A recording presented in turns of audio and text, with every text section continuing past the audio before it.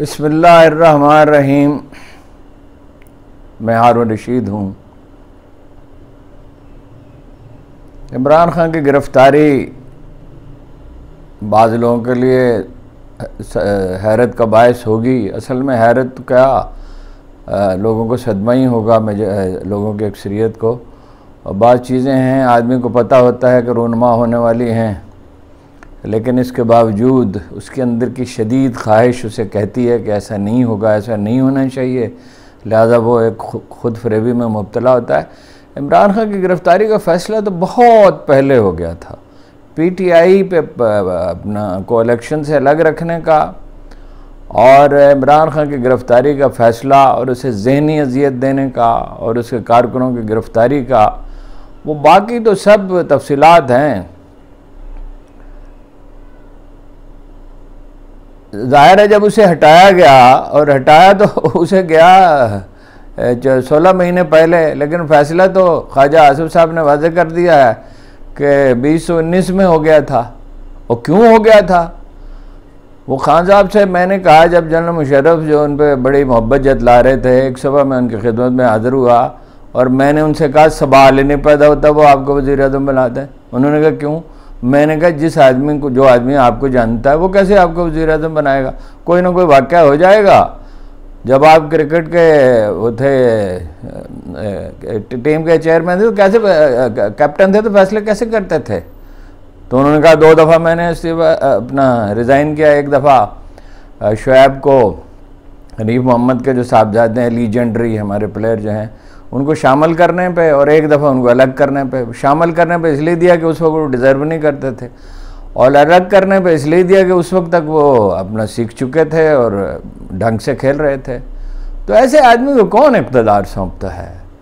तो वो जब भी अपना, उनकी कोशिश होती थी कि भाई कोई ऐसा आसान रास्ता निकल आए, तो हमेशा मैंने उनसे, वो वैसे कुछ ज़्यादा ख्वाहिशमंद नहीं थे आसान रास्ते के, अगरचे आखिर में उन्होंने यही इख्तियार किया। तो मैं उनसे कहता था, भाई आपके लिए आसान रास्ता नहीं है, कोई आदमी जो आपको जानता है वो आपके साथ क्यों ताबन करेगा, और आप बन जाएंगे तो मामला चलेगा नहीं। और यही हुआ। और इसके लिए कोई गैर मामूली ज़हानत की ज़रूरत नहीं थी। आदमी की शख्सियत को देखा जाता है और अपने माहौल को देखा जाता है। फ़ैसला तो बहुत पहले हो चुका था। इसमें एक करैक्टर है जिसका किसी ने खाका नहीं लिखा, वो है जनरल बाजवा। जनरल बाजवा एक ही वक्त में 3 मुख्तलिफ अगर मुतारफ़ फरीक हों तो तीनों को अंगेज रख सकते थे, तीनों को तसल्ली दे सकते थे, और इस रसान से गलत बयानी करते थे पश्तो मुहावरे के मुताबिक कि फला आदमी इस तरह झूठ बोलता है जैसे गाजरें खा रहा हो। उन्हें कोई उसके लिए जहमत नहीं उठानी पड़ती थी गलत बयानी करने के लिए। और खान साहब को उस दिन समझ जाना चाहिए था जिस दिन उनके एक्सटेंशन के लिए गैर मशरूत हमायत कर दी थी नून लीग ने और पीपल्स पार्टी ने और सभी ने। तो ज़ाहिर है किसी चीज़ पे, बल्कि उससे पहले मौलाना फजलुर रहमान का जो था, यानी जो भी मुजाहरा था, उसको क्या कहें, तलबा को लेके आए थे, मदारस के तलबा को, तो उसी वक्त वादे था।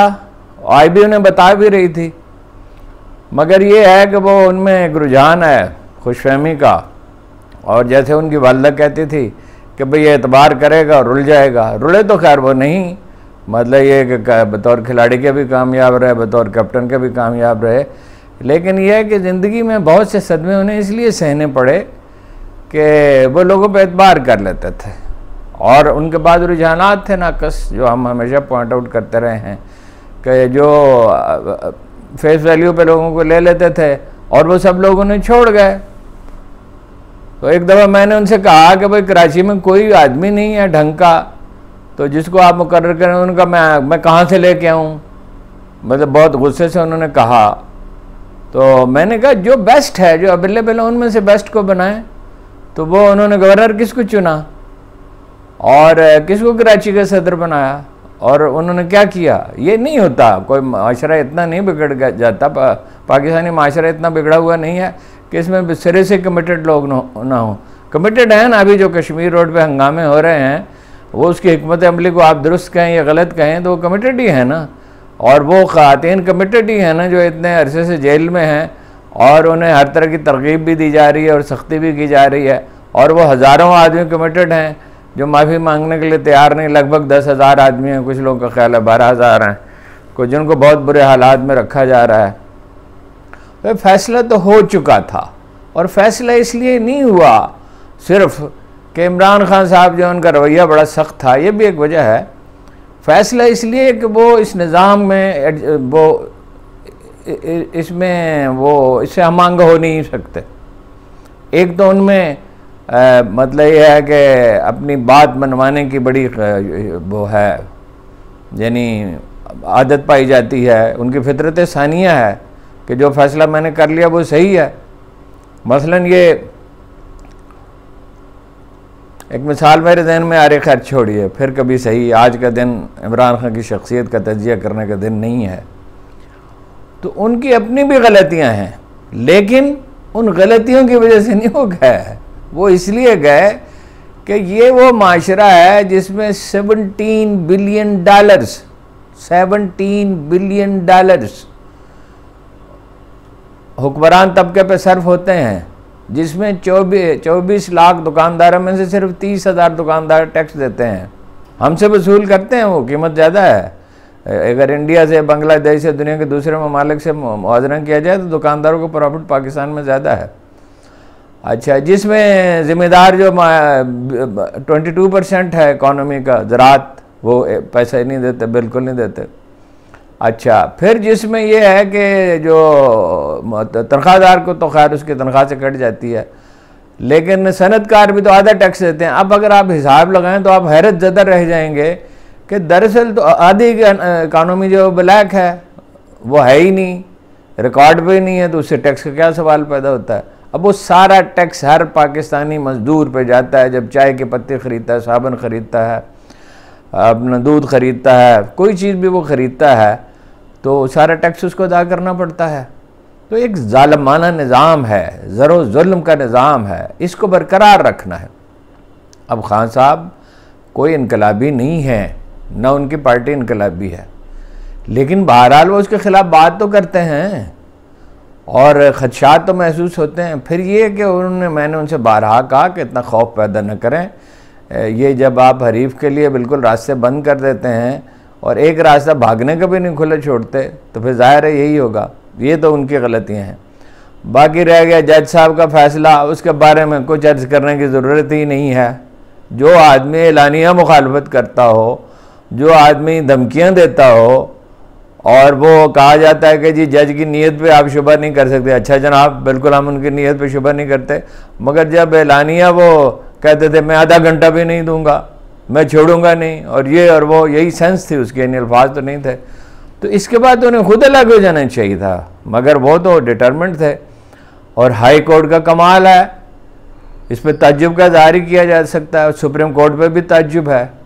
तो ज़मानत तो शायद उनकी हो जाए, लेकिन ज़मानत हो जाने के बावजूद 180 मुकदमात हैं, इलेक्शन में हिस्सा लेने उन्हें नहीं दिया जाएगा। पीटीआई के लोगों को अगर एक बात का नुक्ते का पता होता और खान साहब उसका इदराक करते तो सूरत हाल मुख्तलिफ होती। यानी ये नहीं कि आजमाइश में न पड़ते, आजमाइश तो अब्दी कानून है अल्लाह ताला का, आजमाइश से तो कोई नहीं बचा। कोई पैगंबर, कोई वली, कोई यानी जो अजीम तरीन लोग थे तारीख़ के, वो आजमाइश से नहीं बचे। आजमाइश से तो कोई बच ही नहीं सकता, ये तो बिल्कुल एक अल्लाह का कानून है, बिल्कुल वाज़े।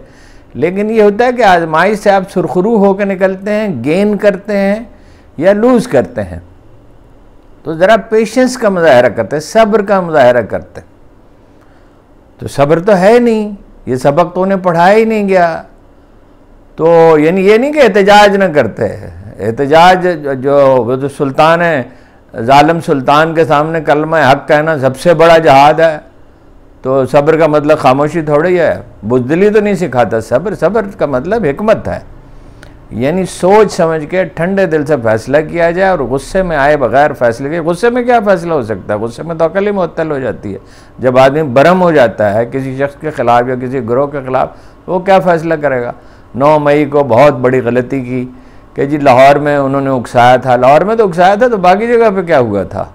जहाँ शहदा के बोर्ड तक उनका निशाना बने और पूरी पाकिस्तानी फ़ौज की मजम्मत शुरू हो गई। वो जो सियाचिन पे जाते हैं वो भी काबिल मजम्मत हैं। जो वज़ीरिस्तान में लड़ रहे हैं वो भी काबिल मजम्मत है, जिन्होंने कराची को दरिंदे अल्ताफ़ हुसैन से निजात दिलाई वो भी काबिल मजम्मत है।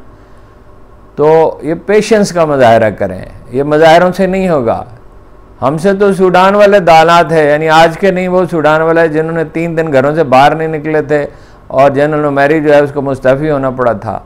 तो पेशेंस का मुजाहरा करें। मुसीबत या इब्तला का मतलब ये नहीं होता कि आप तबाह हो जाएंगे।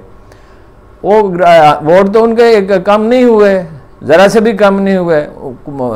स्ट्रेटजी ये है इमरान खान के मुखालिफिन की, और असल मुखालिफ कौन है सब जानते हैं।